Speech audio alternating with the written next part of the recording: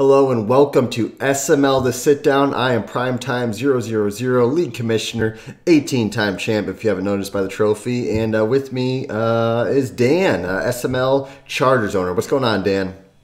Not much, man. Not much. Excited to be sitting in the hot seat. Oh, it's very hot, and I like your seat because it's very reminiscent of a logo we have, actually, that way.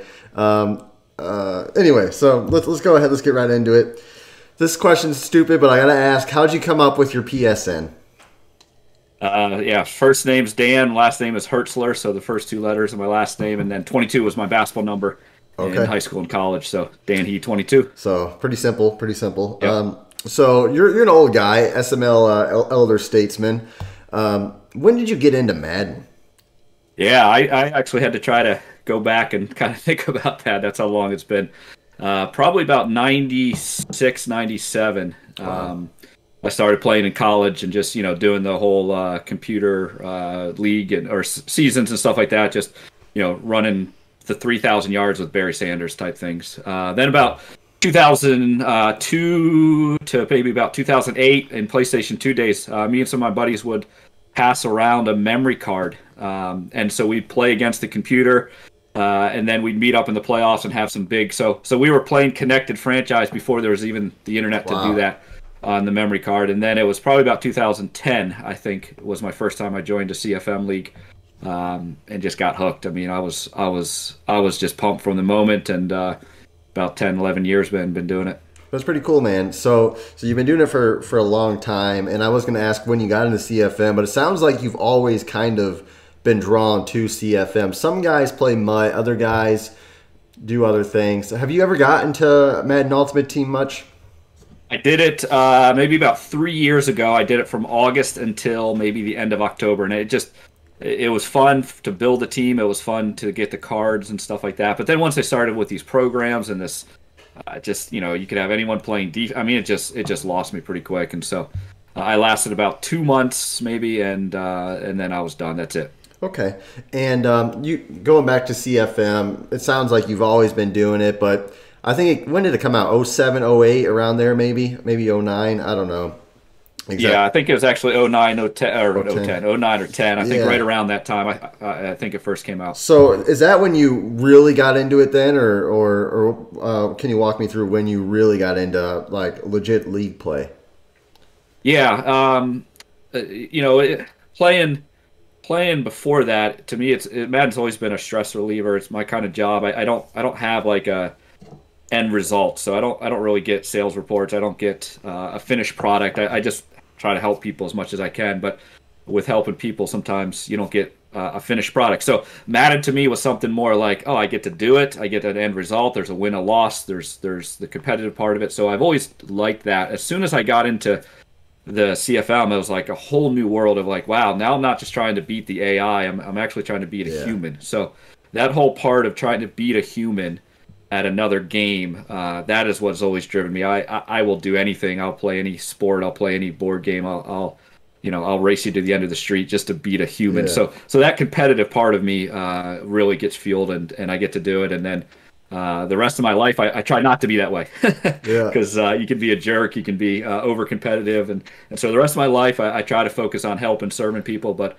when it comes to that Madden game, that's like I get to go beat someone. So yeah. I was going to ask that. I've read like stories of athletes like I think Michael Jordan, like he's just competitive in everything he did. If you're playing chess with Michael Jordan, he wants to rip your heart out. Obviously, if you're playing basketball, is that you then? If you're playing the daughters in basketball or the kids in basketball, are you going hardball on the kids, or are you letting them win? 100%, yeah. If it's a game and the other person knows it's a game, like I will beat them. I never let my kids win. I don't think they've ever beaten me in a game of basketball. I don't think they've ever beaten me in a board game that takes some level of skill. My son and I were just playing chess actually last weekend. He got me 2 out of 3, which kind of ticked me off. So I gotta get my chess game back up. But yeah, anything competitive, I'm doing it. And to me, it's the mastery of having a good time, enjoying and knowing it's competitive, where no hard feelings are happening. Is kind of the way that I've always played, and even when I played sports, I didn't really talk much trash. I didn't really get into the opponents that way because I thought that was mentally weak. I didn't ever wanted them to be in my head. I wanted to be mentally better than them. And so I only talk trash. I only do the competitive side with people that I like, people I enjoy. So that's where Madden fits in perfect, especially a CFM where you got 31 other owners for the most part. You enjoy them. There's a camaraderie, and you know it's kind of just fun. But yeah, that's just always the way I've been. No, that's cool. So you're into CFM. How did you find the SML then? You've ran your own league, a very successful league, I might add. Yeah. So how did you find the SML? Who referred you? Can you walk me through that? Yeah, so I was in MF for a while, and I was one of the kind of the admin teams there with Grams and NYT, and they talked a little bit about it. I think your name even popped up once or twice. But at that time I was probably in actually 4 or 5 leagues. I was just playing nonstop, and so I was like, yeah, I'm not really interested. And then probably about 3 years ago, I just kind of really got burnt out of just being the commish. I just got burnt out of dealing with the nonsense, the recruiting, the BS. Oops, dogs are barking. And just got really tired of it. And so I was just looking, man, I just need a break. I just want to go play. I just want to be a regular owner. I want to be someone that contributes but not have the responsibility. So then Grams was the one that told me, hey, you should get into the SML. And I was like, yeah, okay. So I got into Primer, and then I just saw the content. I saw what you guys were doing, and it was like a whole new world to me. I was like, oh, wow. It was almost like when I first started joining CFM back in 2010. I was like, wow, this is great. Then I saw the content. I'm like, wow, these guys actually take this seriously, and it's a fun series. So it's like, man, I want to be a part of that. And so I was just intent, like I want to be a part of it, and then got the call up to the big leagues, and then I saw this balance between content, community, and competitiveness, and man, it was just a perfect fit for me. So it's really helped to kind of bring that energy to me. I got no interest, I got no drive to run things, I got no drive to be building something. But what you're trying to do is probably what I would have done if 20 years ago. If I was, in a CFM league and I was a commissioner 20 years ago, I would have been like, yeah, we need to do this and this and this and this. So I appreciate your ambition, your drive. I appreciate the guys putting the time in because I love that. But I'm just too old, I just don't care enough in that side right now. Yeah, no, I appreciate it. And so you joined you're in the Primer. You're there for literally, I think, if I'm going off memory, I didn't research, about 8 to 10 games maybe. You weren't there all that long. And then you joined the SML. Can you tell me or recall what it was like when you're actually in the big league, kind of what that jump was like? Did it meet your expectations?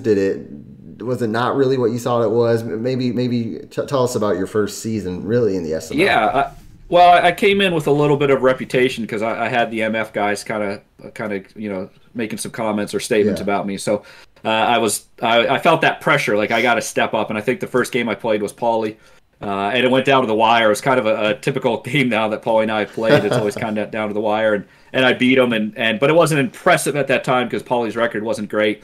And then I played the Lions. I forget who it was, but they jumped out on me early, like 14-0 or 21-0, and I remember you making a comment about, oh, this guy's supposed to be good. He's getting smoked by this guy, and so then I came back and I beat him, and I'm like, all right, like it's game on now, like let's do this, and so. That whole first season was just me trying to figure out Sunday, and he had that team that was pretty tough. That was tough too.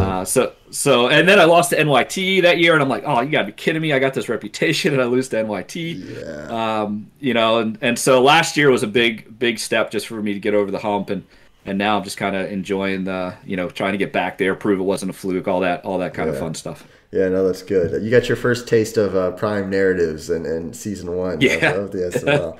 So, So if you're a commissioner of the SML for a day, what would you do? Like if you're a president for the day, but if you're a commissioner for the day, what would you do?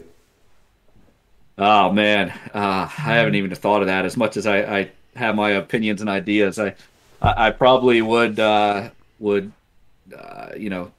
you that take the day off and take a break because I know the stress of an SML commissioner. I know what you have to go through. I just take some time off. I would check in on how people are doing.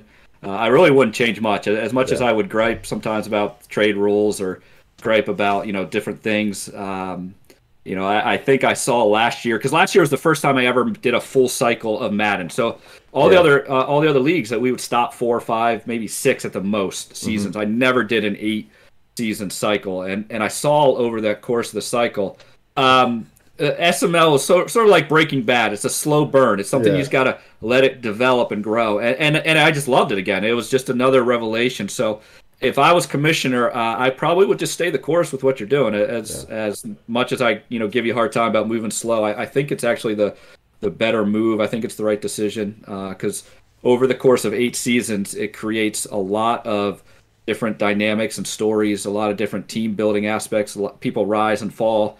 All sorts of different things get to happen, and I think that's a lot of fun. No, that's awesome. I appreciate that. So now you're obviously an established member in the SML at this point. You've made the Super Bowl a few times.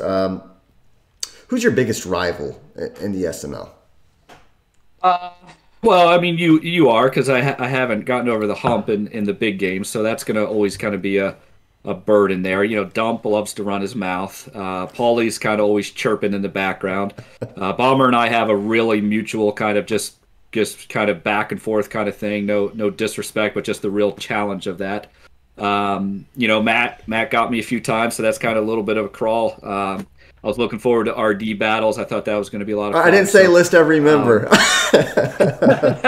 Man, I that's just the thing though. Like people joke around with me all the time, like, "Oh, how do you remember all this?" I really like when it comes to the competitive part, my mind does not forget these things. So Yeah, I could probably tell you every mistake, every moment. I could tell you every battle. Could almost remember every loss that I have. So it's to me probably the biggest one has to still be you, just because you're the GOAT and you beat me three times in the playoffs last year. So I got to get over that this season, this cycle. That's what my goal is. Okay, no, that's good. So now this is a fan question, and I'm just going to open up. I'm going to... Yeah. I mean, some of these guys are pretty cutthroat now, just so you know. So why did you give up on the season so quickly? Oh man, yeah. Listen, everyone should be cutthroat, okay? My regular season, my overall record last year was pretty good. I'll admit that, and I stink right now. I'm 0-5. So everybody should come attack me. Everybody should come after me. Probably everyone except Dump, because Dump has no business talking with his performance last year. So I invited in. Bring it on.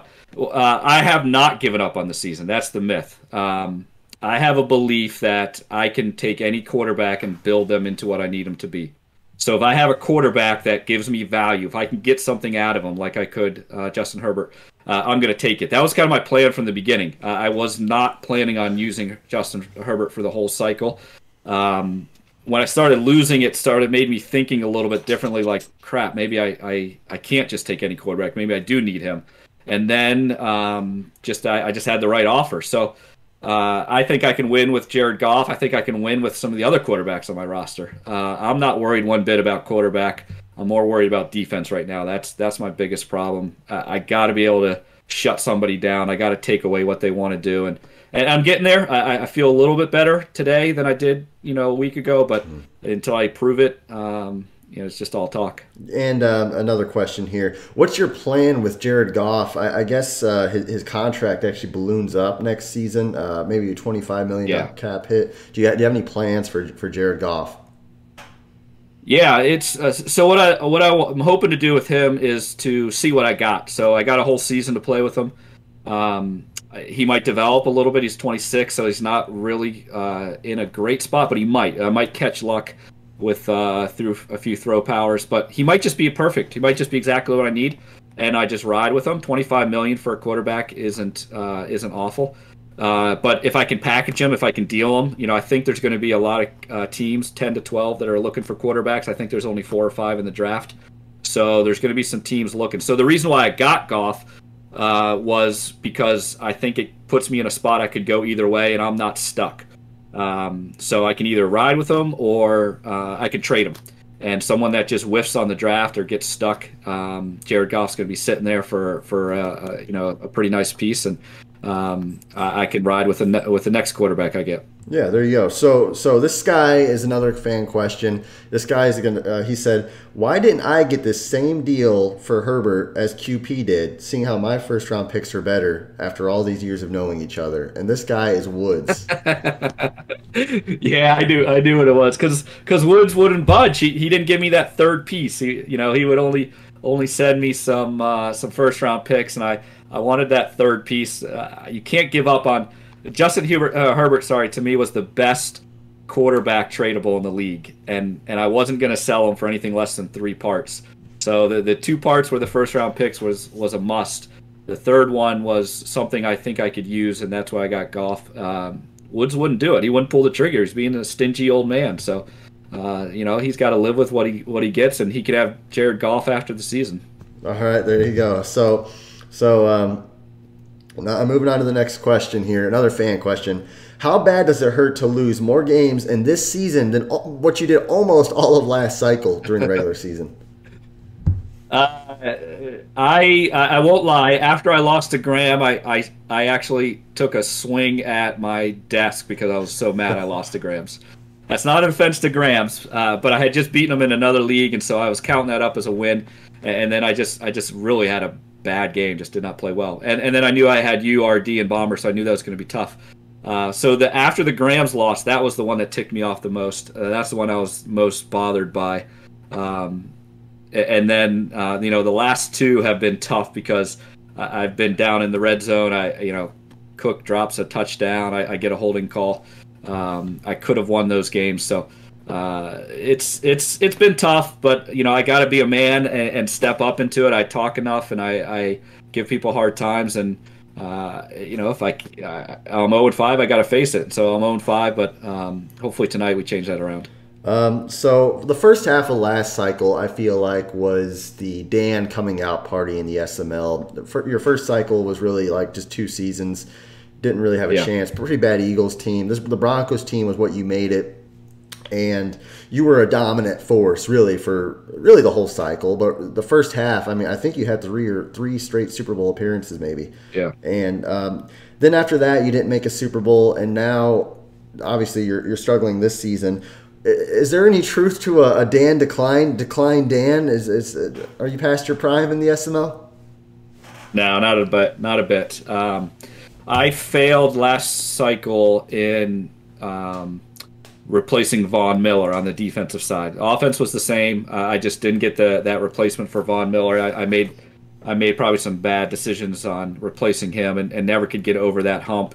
I never jumped on the X Factor running back wave that everyone else jumped on. So I missed some things late cycle last cycle that really put me behind. And truth be told, it just was you. You were the only reason that prevented me from a Super Bowl. So that's not to me a decline. Now this season, what usually happens to me is I have a little bit of early season struggles in most of my cycles because I'm trying to do too much, and I think that's my issue right now. I'm trying to do, like, am I a running team, am I a passing team, am I a zone team, am I defense, should I blitz? And I'm just doing everything, and when you do everything, you usually don't do it well. So I'm doing nothing well right now. So I think if I can settle down a little bit and just stick into what can I do well, the wins will start coming. But we'll see. It's going to be a fun ride. I told you, I never missed the playoffs in a CFM, so this might be the first time in 11 years. But I'm not giving up, and I'm not going down without a fight. So I'll see what I can do. So here's a stance I'm going to take. I know your defense is kind of the issue right now, but statistically, your offense actually sucks. You're 27th in the league in points for, and bottom third in all other yard categories. You say that All Pro is bad defensively, but you're, like I said, you're bottom 5 in offense and points scored. What's the correlation between that, do you think? It's the fact that I'm a little stubborn offensively, trying to play my style versus what Madden 22 is. I tend to get rid of the ball quick. I tend to want to make one read, make a decision, and then go. And sometimes I'll get to second or third reads. But this game really benefits just being patient in the pocket and hanging around there, making your third read, waiting for those zones to open up like the Red Sea. So I got to be a lot more patient. You watch some guys like Faz, you watch some other good throwers. They're waiting for that long crosser to open up or that second corner route to open up, and I just refuse to kind of do that.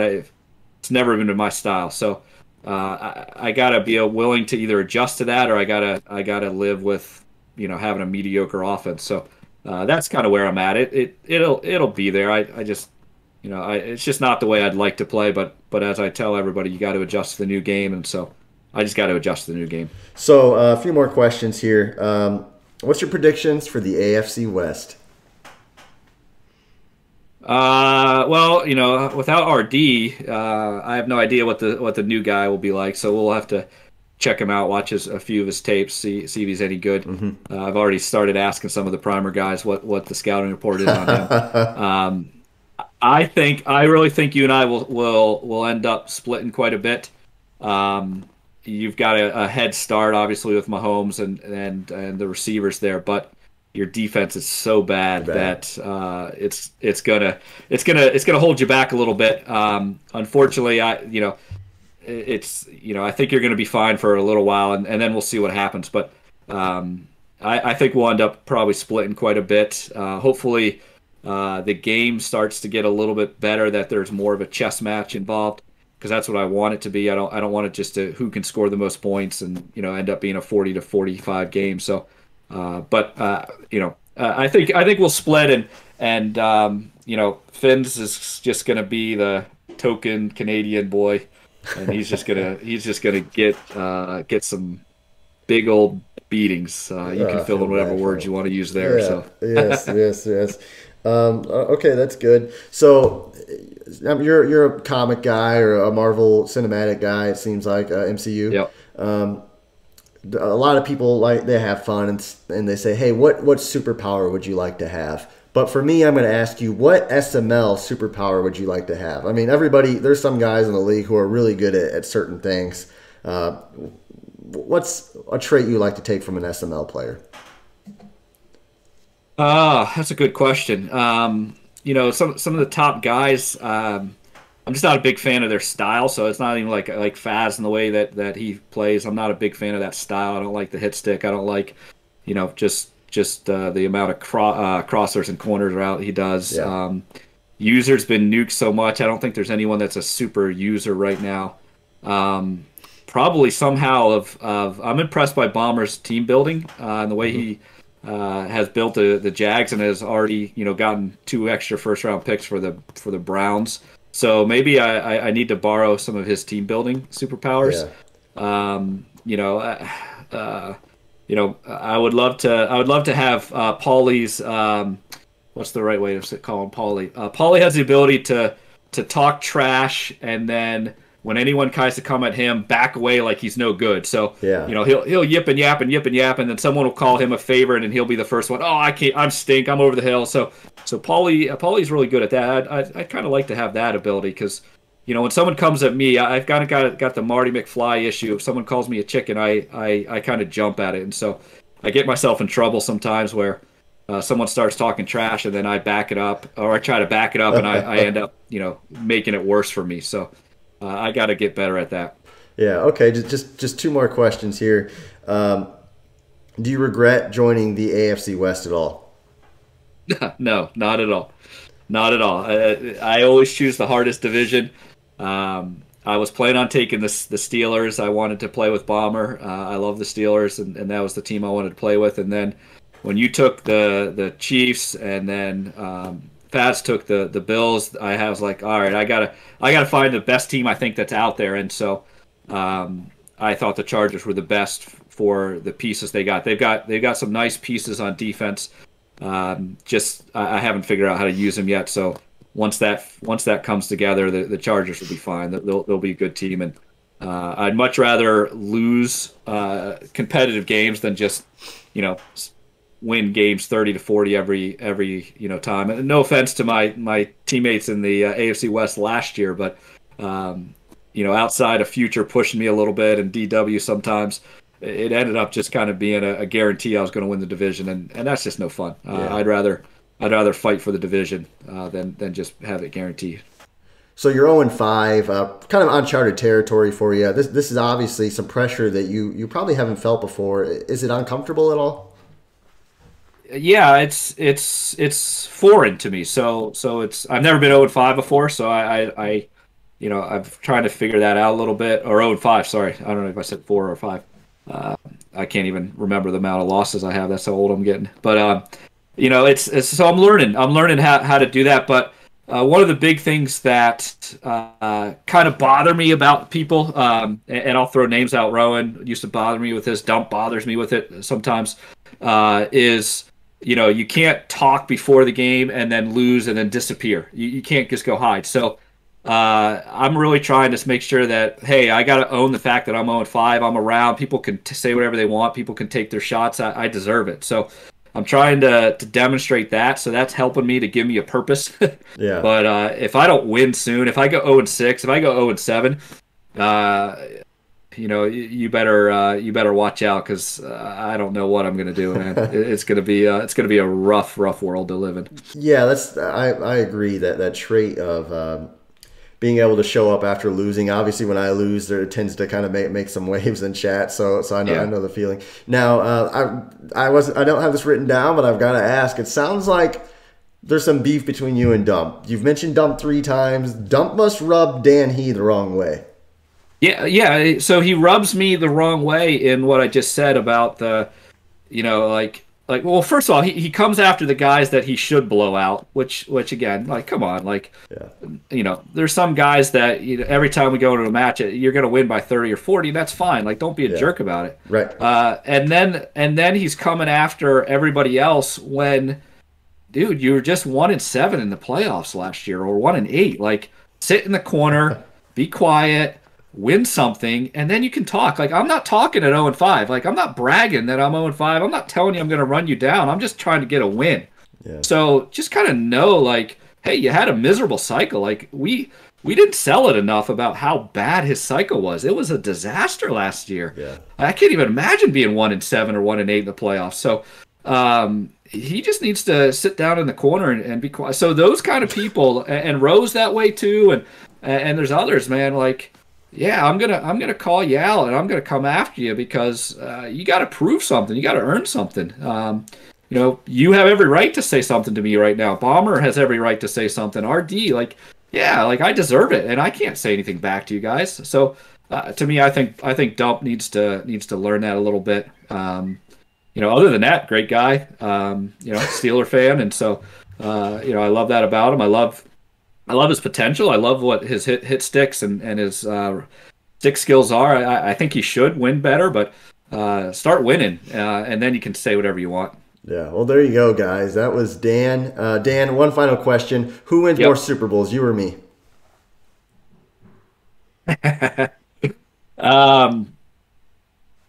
You know what? I think it's going to be close, because you've got such a head start, But honestly, I don't see you winning these first 2 seasons. I think Bomber, I think Faz got you. So that's a cop out, because I'm not the one beating you. So I don't want to take the credit. Okay, we have the same Super Bowls because we both aren't winning them. So I think we're going to tie. I think we're both going to win 1 each this cycle. I think Bomber's going to get 1 or 2. I think Faz might get 1 or 2, and then there's going to be a mystery team. So someone's going to come out, and maybe Dump, maybe Paulie. QP's playing really well, so who knows what these primer guys are going to do. So I'm going to say that we tie we each get 1 this cycle, and it's going to be a reverse from last cycle. You're going to have the head start in the first half of it, but man, I'm going to run you down and mow you over and step on your throat. And I'm going to laugh the whole way I do it in the second half of this cycle. And, anyone out there that calls me the 2022 Knoll, man, I am holding on to those receipts. I am watching the chat. I am screenshotting things. You better not say something now and not back it up when I'm coming after you. And I'm beating you, because I have every screenshot. Even that new guy from the primer, even though he lives 15 minutes away from me, dude, I'll come find you in Monroeville and I'll hunt you down. Don't start talking smack. What are you gonna do? You don't know hold this. Your phone to his face or something? My goodness, Do you have any screenshots from me yet, or no? Oh yeah, I've got him. I've got him. What if Listen, I'm gonna tell you this too. Just like Walter White, when someone knocks at the door, don't be afraid, because I'm the one knocking at the door. Okay, I'm the one that you should be afraid of, even at 0-5. I'm the one that's coming for you. Maybe not this season because I suck, but I'm coming. Okay, I'm coming some way. And the thing that you gotta know about me is, no matter what, I am a very determined person. So I don't give up very easily, and I'm going to be hanging around and fighting. And hey, it's just for fun. You know, I love you guys. I love everybody out there. I love what you're doing. I love what this community is. But let's have some fun. Let's talk some smack. Let's just bust some balls. Yeah, and right back at you, because you're coming at the goat. So so we'll see what happens. But hey guys, that was SML The Sit Down. I'm Prime. That guy. Wait, I forgot one thing, Prime. I forgot one thing. Shoot! We have to reshoot this whole thing because I was worried. I was worried about about Paulie this whole time. Will that be more appropriate for Paulie, so he won't be distracted? He won't get all worked up. Is that better? We need some protection. So guys, that was Dan, SML legend, champion, personality, also SML loser. Dan, guys, thanks for watching.